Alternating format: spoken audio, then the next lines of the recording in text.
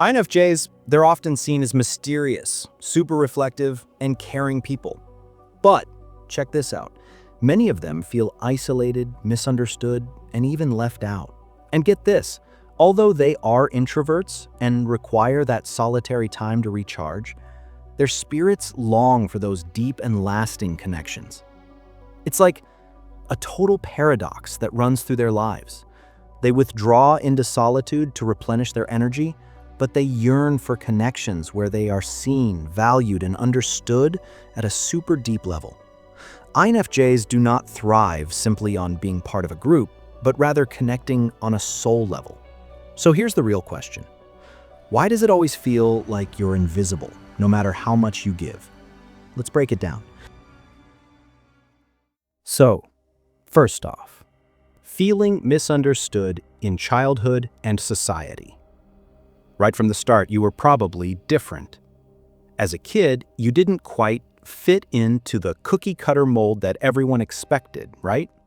While other kids were running around seeking validation from their peers, you were sitting quietly, processing everything deeply. From the very beginning, you felt out of place. You could sense things that others couldn't: emotions, unspoken tensions, deep questions. But society didn't appreciate that. Instead, they celebrated the loud, the obvious, the extroverted. The world's obsession with instant gratification and status didn't appeal to you. You weren't built for shallow pursuits. You sought meaning, understanding, emotional depth. But instead, you were made to feel like the black sheep, the outsider. And that label stuck. But here's the truth. Society doesn't value depth. They don't see the richness of your inner world. And that's why you felt like an alien in your own family. You don't just want to fit in, you need a deeper connection. But most people don't get it. And that isolation starts to feel like a permanent part of who you are. You're tired of being misunderstood, but it's time to realize it's not your fault. All right, moving on to point number 2, using a social mask. Here's the thing. You've mastered the art of wearing a mask. You're not just playing a role, you've become that role. The dependable friend, the perfect student, the quiet observer. You act the part so well that even you sometimes forget who you really are beneath the surface. But deep inside, you know the truth. This mask is suffocating. The real you is locked away, hidden behind layers of protection because you're terrified that if people saw the real you, they wouldn't accept it. This mask allows you to function in a world that doesn't understand you, but it comes at a cost. You lose pieces of yourself every day. The pain of pretending to be someone you're not cuts deeper than any rejection. You've convinced yourself that people can't handle your true self, so you bury it even further. But here's a harsh truth. The longer you wear that mask, the more disconnected you become from who you're truly meant to be. The world might not get you, but the only way to feel seen is to be seen. And if you don't start showing up as your authentic self, you'll continue to fade into the background. So point number 3, being overlooked in group settings. Let's face it, you've been ignored over and over again. You're not loud, you're not the center of attention, and because of that, people overlook you. But here's the thing, you don't need to be loud to be important. You might sit quietly in a room absorbing everything, but somehow your voice never carries the weight it deserves. People interrupt you, cut you off, or completely disregard your input. It stings, doesn't it? But it's not about you being inadequate. It's about how the world prioritizes the loudest voices and the most obvious personalities. Your introversion is misunderstood as passivity, and so your presence gets ignored. But deep down, you know that your quiet strength has its own power. The problem is that society is so obsessed with noise and instant results that it doesn't know how to value the subtle, the thoughtful, the introspective. You've been overlooked because you've never fit the stereotypical image of leadership or success. But that doesn't make you less valuable. In fact, your presence is more powerful than they'll ever realize. The real question is, when will you stop letting them silence your voice? Point number 4. Unparalleled emotional depth. Your emotional world, it's like an ocean. The depth of your feelings runs so deep that most people would drown in it if they tried to explore. You crave meaningful relationships, ones that go beyond the superficial, "Hey, how are you?" You want to dive into the real stuff, the pain, the joy, the growth, the beauty in the struggles. But that's where the problem lies. Most people don't have the capacity to handle that kind of emotional depth. When you try to express yourself, people look at you like you're too intense, too sensitive. "Why are you so emotional?" they ask. And the harsh truth is, they don't get it. They're used to surface-level interactions, not soul-shaking conversations. So what do? You withdraw. You pull back. But here's the kicker. The more you pull back, the more you reinforce the feeling of being rejected for who you truly are. You can't keep living in a world that doesn't value emotional richness. The sooner you start embracing your depth, the sooner you'll find people who can handle it. But that requires letting go of the fear that your emotions are too much. They're not too much. The world just isn't ready to handle someone as deep as you. Point number 5. Rejection of their intuition and ideas. Your intuition is your superpower. You see patterns where others see chaos. You understand people in ways they don't even understand themselves. But when you share your ideas, your insights, people dismiss you. "That's just a hunch." How do you know that? They reject your intuition like it's not a legitimate source of knowledge. The reality? They don't know what to do with someone who can see beyond the surface. Your intuition terrifies people because it challenges their safe, predictable world. It's uncomfortable. They can't control it. And that's why they reject it. But let's get real. This rejection isn't about you. It's about them. They aren't equipped to handle your depth. But if you continue to hide your intuition just to fit in, you're denying a part of yourself that could change the world. Stop trying to shrink yourself to make others feel comfortable. Your insights are powerful. Own them. The next time they doubt you, let it fuel your resolve. Your intuition is not a curse. It's your greatest gift. Point number 6. Lack of reciprocal understanding. You've given so much to others, your empathy, your support, your listening ear, but what happens when you need the same in return? Crickets? Silence? People don't show up for you the way you show up for them, and it feels like a slap in the face. You've spent so much of your life giving without expecting anything back, but here's the cold reality. That kind of generosity isn't always appreciated. And when it's not reciprocated, it hurts. It makes you feel invisible, like your emotional labor doesn't matter. The truth is, your empathy is a double-edged sword. You give and give, but when you're left empty, it feels like no one even notices the sacrifices you make. But here's a mindset shift. Stop looking for validation from others. Give to yourself first. When you learn to fill your own cup, you stop relying on others to make you feel seen. You're tired of being invisible?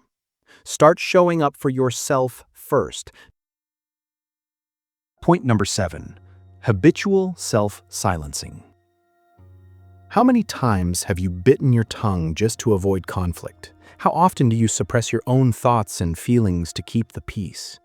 You've gotten so used to self-silencing that it's become second nature. The problem? It's killing your soul. You're a natural peacemaker, but at what cost? You mute your truth, you hide your desires, you erase your opinions because you're scared of rocking the boat. But here's the harsh reality. This silence is not peace. It's fear. It's the fear of rejection, of conflict, of being misunderstood. And every time you swallow your words, you lose a part of yourself. It's time to stop letting fear dictate your voice. The world might not always appreciate your honesty, but that doesn't mean you should silence yourself. Speak up. Your thoughts matter, and the more you hold back, the further you slip away from your true self. Point number 8. Perceived incongruence with social norms. You're not a fan of the status quo, and the world isn't a fan of you for it. While society worships material success, superficial relationships, and instant gratification, you're over here valuing authenticity, inner growth, and emotional connections. You don't fit their mold, and they don't get why that's such a big deal to you. So you're labeled as different, and that label sticks. You see people chasing shallow goals, climbing corporate ladders, showing off possessions. But that's not you. You've never been content with the norms they push on you. You know what matters in life, and it's not the accumulation of things. It's the pursuit of meaning, the deep connections, and the quiet moments of introspection. And the truth, society doesn't reward that. They want you to be loud, flashy, and successful by their standards. But you know that true success is measured by inner peace and genuine relationships. So what do? Do you keep trying to squeeze yourself into a mold that doesn't fit? Or do you accept your difference and thrive in your authenticity? If you're not going to honor who you really are, no one else will. Point number 9. Difficulty in finding genuine connections. Let's talk about loneliness. The kind of loneliness that isn't about being physically alone, but feeling emotionally isolated even when you're surrounded by people. You crave connection, but not just any connection. You want something real, something deep. But finding people who can match your emotional depth is harder than finding a needle in a haystack. Most people you meet are stuck in the surface-level world, talking about small talk and meaningless chatter. They don't understand that you're not just looking for conversation, you're looking for something that resonates in your soul. But here's the cold truth. Most people won't get it. Most people are too busy with their own lives to slow down and connect on that level. And so you keep searching for that one person, that one group who really sees you for who you are. But in the meantime, the loneliness only grows, making you feel like you're trapped in a room full of people who can't hear you. If you're waiting for the world to change, you're going to keep feeling invisible. But when you start to embrace your need for depth and stop settling for the empty relationships around you, that's when the right people will start to show up. Don't let loneliness define you. Point number 10. Struggling with surface-level interactions. Let's get brutally honest. Small talk is your worst enemy. Every time you're forced into a conversation about the weather or the latest trend, your mind checks out. It's draining. It's empty. You feel like you're wasting precious energy on topics that don't mean anything.